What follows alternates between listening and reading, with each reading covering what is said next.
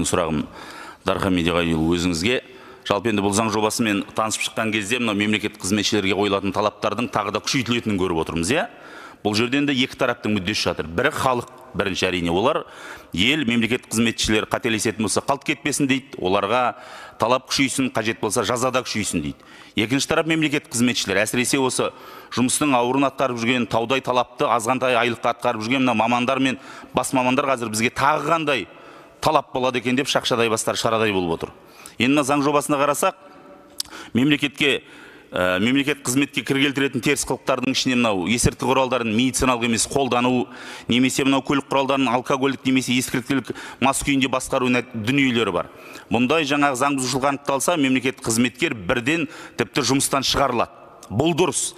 Тағы бір тұсы бар, мынау жазалардың, яки тәртіптік жазалардың сараланған мерзімін белгілеп отырсыздар. Мысалы, ескерту болса 2 ай, сөгіс болса 3 ай. Яки осынша уақыт мемлекет қызметкер мынау сыйақы алмайды, қосымша төлемдер алмайды, мемлекеттен қосымша жеңілдіктер алмайды деген сөз. Бұрын бұның барлығы 6 ай болған еді. Осыны саралаудың біріншіден себебі қандай болды? Екінші, ұтымды тұсын атап берсеңіз, үшінші, күтілетін нәтижесі қандай? Рахмет. Жақсы, рахмет.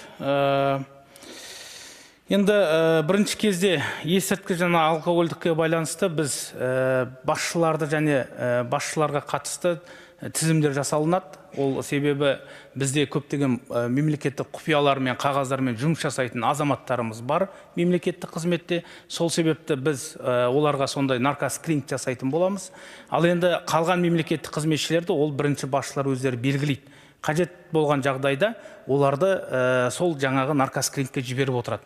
Ал енді мынау теріс қылықтары жасаған немесе жазалауға байланысты болатын болса, бұның өзінің мынау ереулі және өрескел немесе болмашы деп қызметтер бұзушылықтар болады. Осы бұзушылықтарды біз қарап отырсақ, ескерту алғанда және де өзінің қызметіне толық сәйкес еместігін алған мемлекеттік қызметші де 6 айға дейін болады. Біз осыны ескере отырып, жоқ, ескерту алғаны оныкі елеулі тек қана жаңағы болмашы жаза деп оны біз 2 айға дейін қойдық.